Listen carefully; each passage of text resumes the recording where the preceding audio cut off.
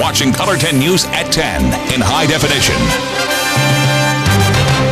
A soon-to-be new law in Missouri aims to stop people from using welfare money for the wrong reasons. Good evening once again, everybody. Good to have you along. I'm David Oliver. Governor Nixon signed a bill that bans temporary assistance for needy families, or TANF money, from being spent at liquor stores, casinos, and strip clubs. The law will take effect at the end of August. It also brings harsher penalties for fraud. Kevin Schwaller has a closer look at this for us tonight. Kevin, are people really using money at these places? An investigation out of St. Louis uncovered some withdrawals at questionable locations. How the money was spent, we don't know for sure. Now, under this law, business owners can be fined starting up to $500 for accepting this money. They could also face felony charges. Thank you, sir. The liquor store probably isn't a place where you'd expect someone needing government help to be using those government dollars. That's why new rules are trying to make sure that doesn't happen. The owner of Team Liquors in Stratford, Randy Scobie, says he's for the change. If you're on welfare, you need to be buying your necessity. Scobie says he doesn't know of anyone trying to buy booze with welfare money in this shop, and he has no way to process that kind of payment. Oh, all of my customers, just almost 99.9% of them. For Scobie, keeping true with the law won't be a problem. We want our tax dollars to go to those individuals that truly need the benefit. Still, St. Louis CBS affiliate KMOV found TANF money taken out at a gambling center, strip clubs, and liquor stores, and the state auditor is investigating the system. It's not necessarily that Missourians were using money to buy booze. That investigation found that people were using their welfare cards to get cash. And in some questionable places. Governor Nixon says the regulations are supposed to help programs protect taxpayers and strengthen families. Some opponents argued the bill could be too restrictive to those trying to buy approved items. And the Department of Social Services got back with us today. It says that in the 2012 fiscal year, conducted more than 1,400 public benefit fraud investigations and collected more than $1.7 million. Revealing report tonight. Kevin, thanks. Poverty, abuse, and lack of pre-kindergarten education are hurting Greene County kids. That's according to the Mayor's Commission for Children. And now as we head toward another school year, hundreds of children, we are told, could be unprepared to start kindergarten. That could mean a lifetime of trying to catch up. Greene County has more than half of its children born into poverty every year, according to the Commission, and continues to have among the highest rates in the state for abuse. From 2006 to 2010, a coalition of community agencies worked to increase the number of children in Greene County prepared to enter kindergarten. The number of unprepared went down from 25% to 20%, but now the Commission's executive director fears that number will go back up. And what we've decided is that due to the lack of federal support in the ways of grants, state support in the ways of grants and money from the General Revenue Fund, we have a feeling that those numbers are probably going to trend back up. And we're going to have more kids that come to school and they're not ready and they're not prepared. Parents do have some other options like Head Start or Wonder Years within the Springfield public school system, and there, of course, are as well many successful homeschooling options, too. We have more education coverage for you to see right now at 10. An obstacle for older students is, of course, paying for college. Last week, the rate doubled on new Stafford loans when Congress couldn't get a deal worked out by the deadline. Well, Missouri's Department of Higher Education suggests students look for grants and scholarships from the state and federal government. Also, look for grants and scholarships from the school you or your child plan to attend. About 2/3 of Missouri's college graduates are in debt when they get their bachelor's degree. The average college loan debt in Missouri is about $23,000. Tonight, new at 10, one teachers union is suing another over who got to vote on a collective bargaining agreement. The Missouri State Teachers Association filed suit against the Springfield National Education Association. Back in May, the SNEA voted on next year's contract. Members of the MTSA did not get to vote, and the organization claims the SENA did not fulfill its legal duties, represent all members of the bargaining unit fairly equally, and in good faith. Springfield Public Schools gave us this statement about the matter, saying, quote, "We, the schools, adhere to Missouri law regarding collective bargaining, and specifically with respect to its relationships with the exclusive representatives of the bargaining units. The authority to determine who is allowed to vote on ratification of negotiated agreements lies with the unions and is not with the school district's control." Jamie Warner is here now with an update on your Ozarks First forecast. And of course, the heat and humidity's crept back into the forecast the last couple of days. But even with the heat that we saw today, this is nothing like what we saw a year ago. The first week of July in 2012 was a hot one, a record-breaking hot one. Temperatures in the mid to upper 90s to low 100s each day through the first 7 days. Well, this July has been a lot different. We've actually seen below normal temperatures until the last few days. Again, starting on Sunday, we saw highs back in the low 90s.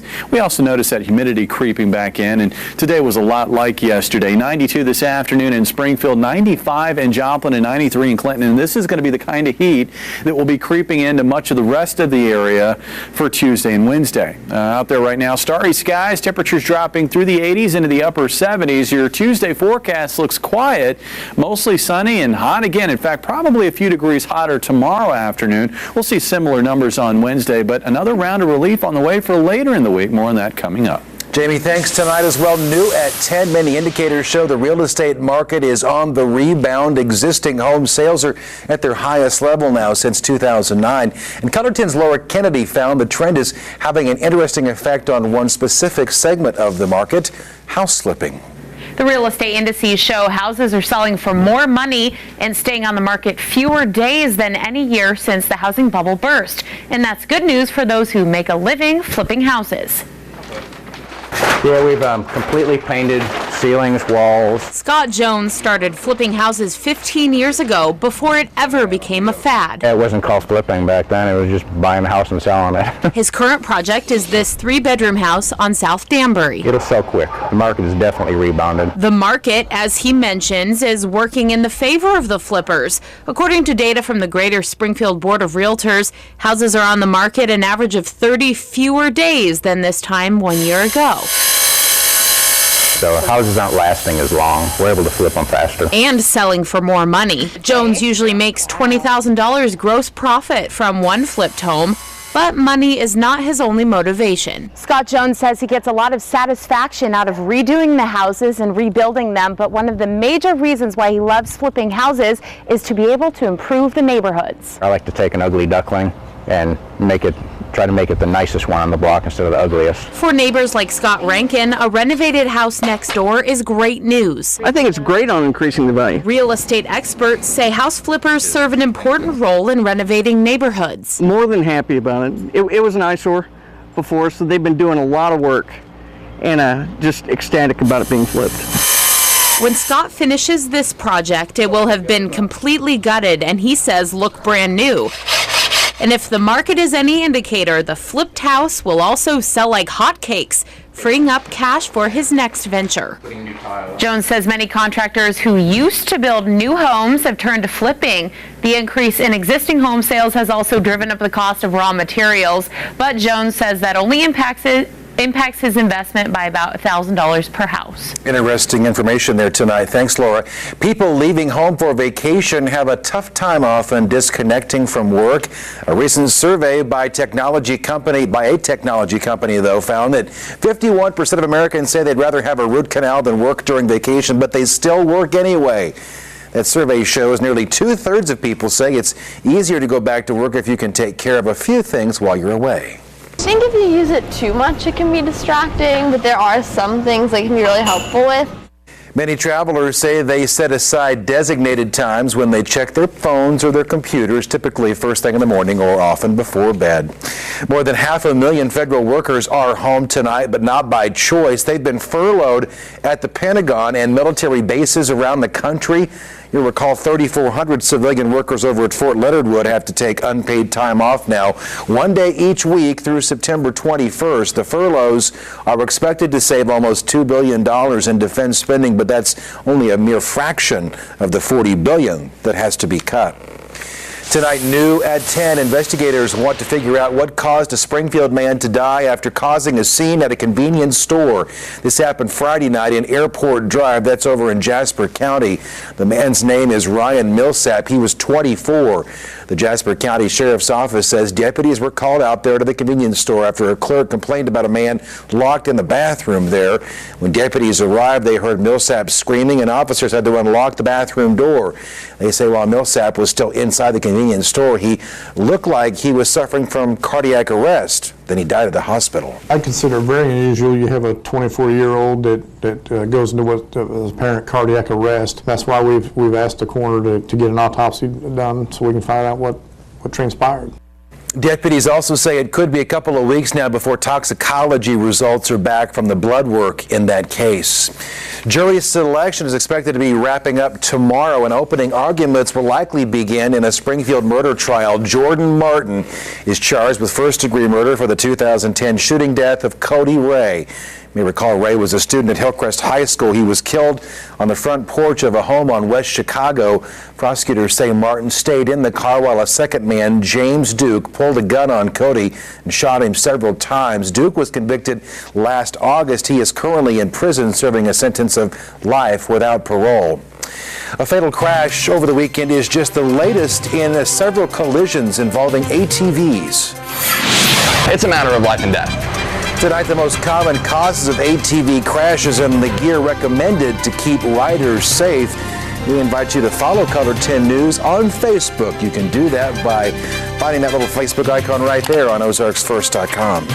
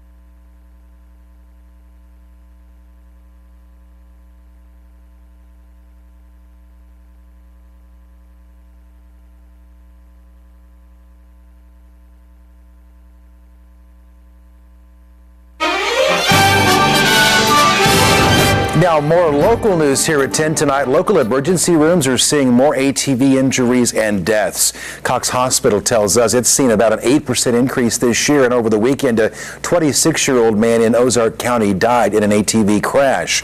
Experts say kids are often on the ATVs that aren't the proper size for them, or they're doubling up, which is dangerous.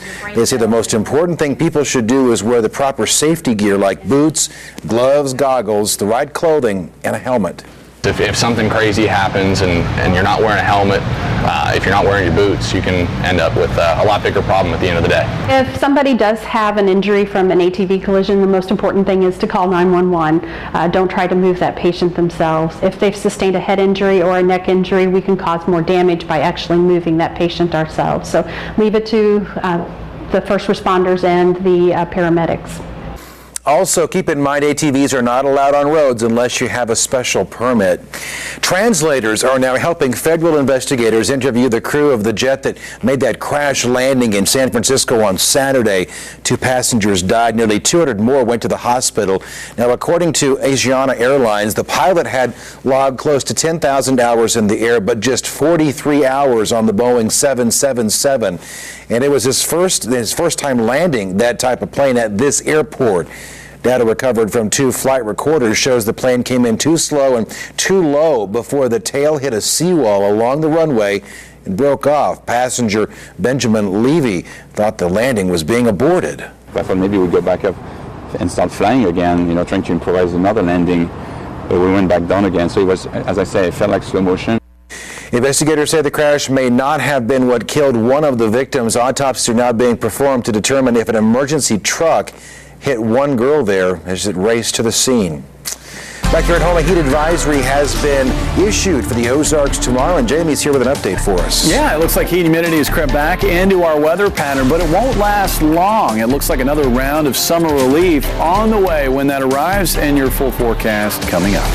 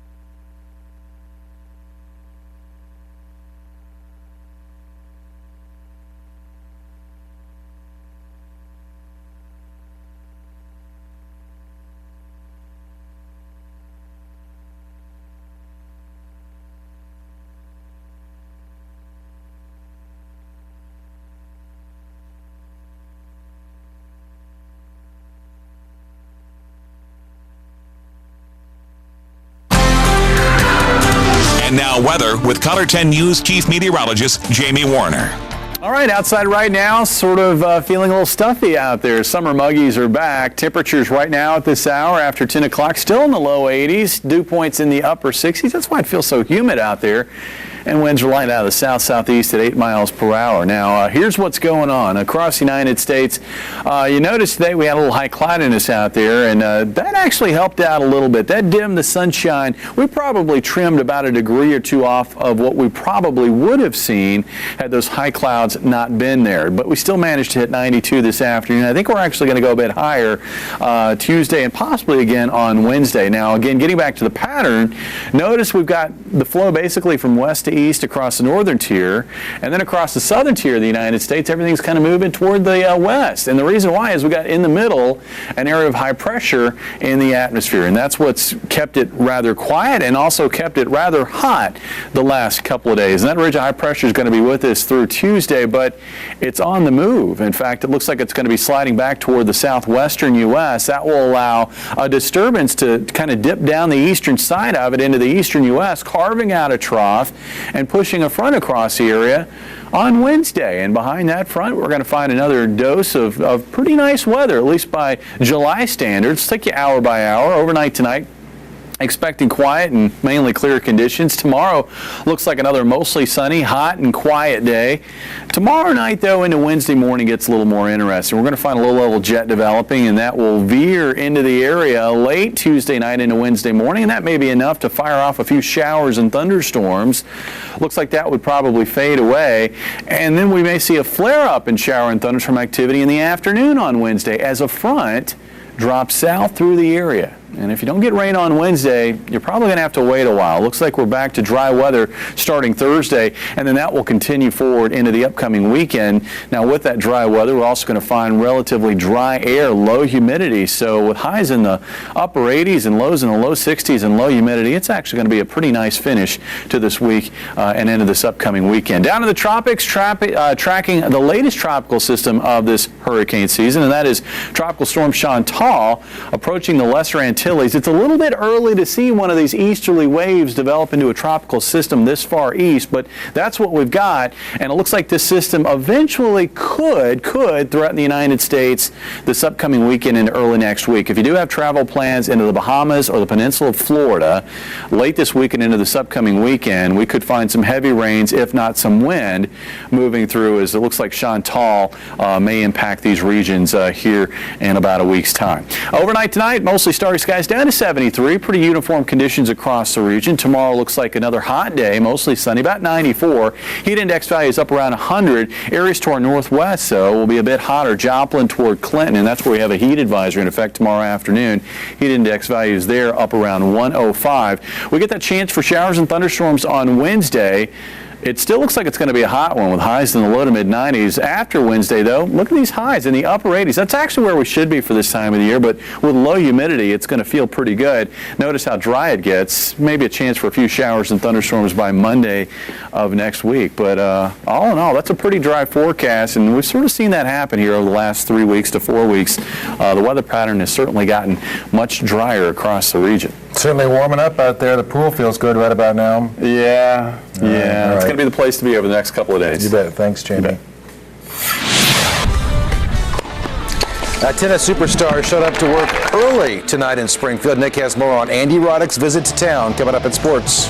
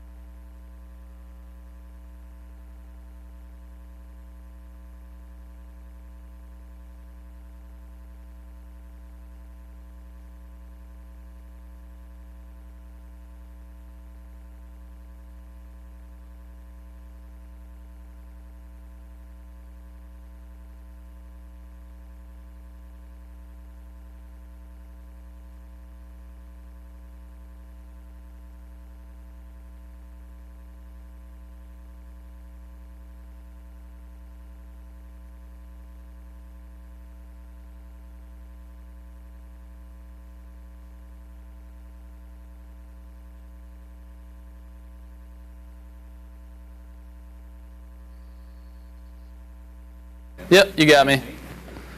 Uh-huh.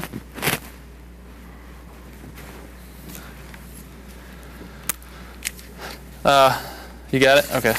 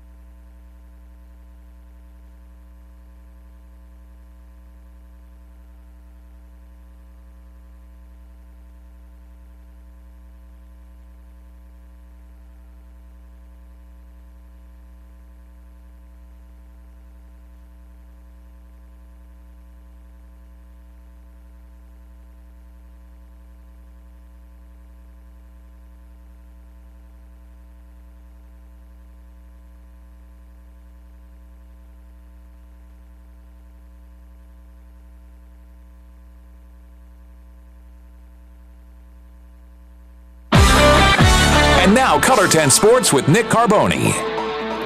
A great surprise for local tennis fans tonight. Former U.S. Open champ Andy Roddick, who wasn't supposed to make his Lasers debut until Friday night, was on the court at Cooper for the World Team Tennis season opener this evening. Roddick is the feature player this season for the Lasers. He's still going to play for Springfield on Friday night as well. And you remember in his prime, he had one heck of a serve. Sometimes it was clocked at about 150. Not sure what it was there, but a little too tough for the Boston Lobsters to handle. Roddick playing doubles with Jean-Julien Roger. Another serve there. Roddick did have one ace in this doubles match.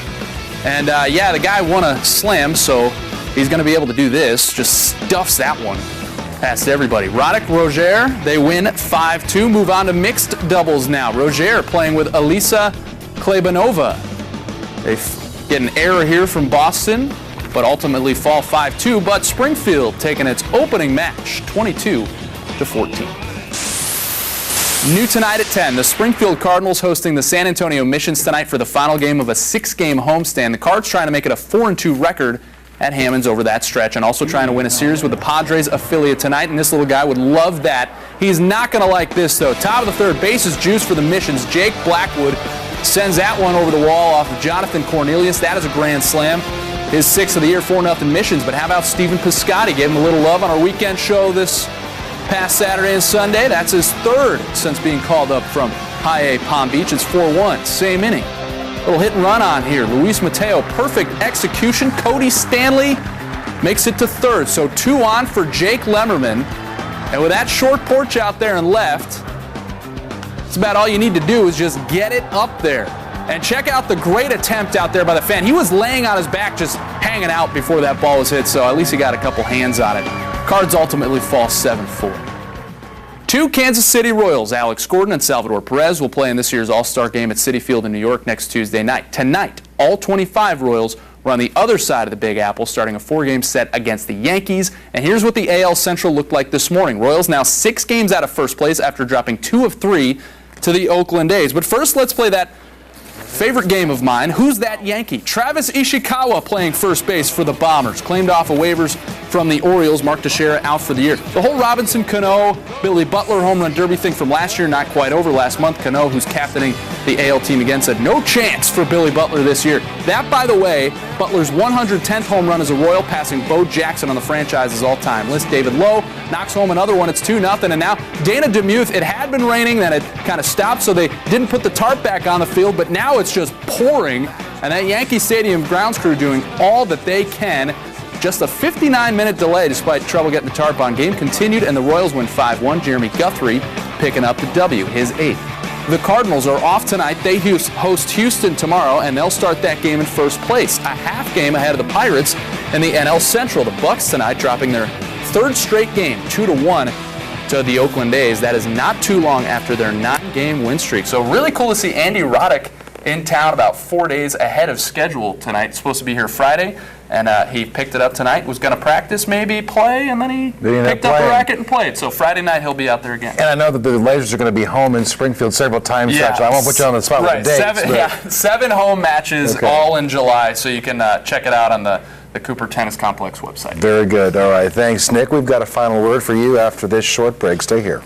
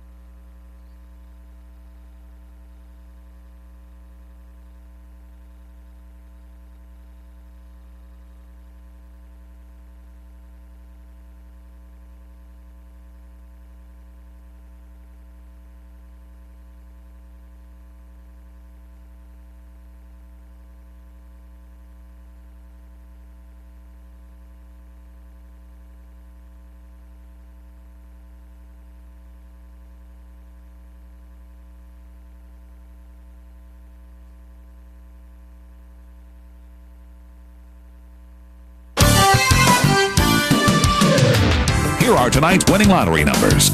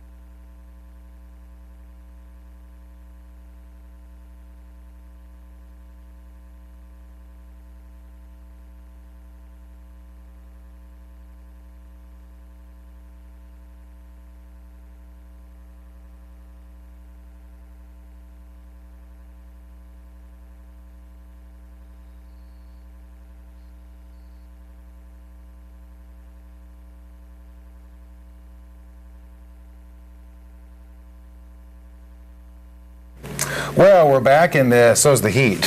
So is heat for a couple more days. That's all we got to do is put up with it for a couple more days. Up to about 94 tomorrow. Looks like for Wednesday, spotty showers and thunderstorms, probably a couple of different rounds, one in the morning and then another in the afternoon. If we get enough sun, it looks like highs back up to around 94, and then the front goes through. And I think the big story later in the week will be we're back to low humidity, kind of like what we saw last week, which was a nice treat for us in July. It really is, especially if we can get that here in the Ozarks. You got a final thought? Yeah, beautiful night Friday night, beautiful night to go see the Springfield Lasers and Andy Roddick, U.S. Open champion from 10 years ago. You get a chance to see him play again Friday night at Cooper. We always get great talent here with the Lasers. The big names, especially this year. Roddick is a huge name, so that's great. Thanks, guys. Thank you all for making Color 10 your choice for news, weather, and sports. See you back here tomorrow night.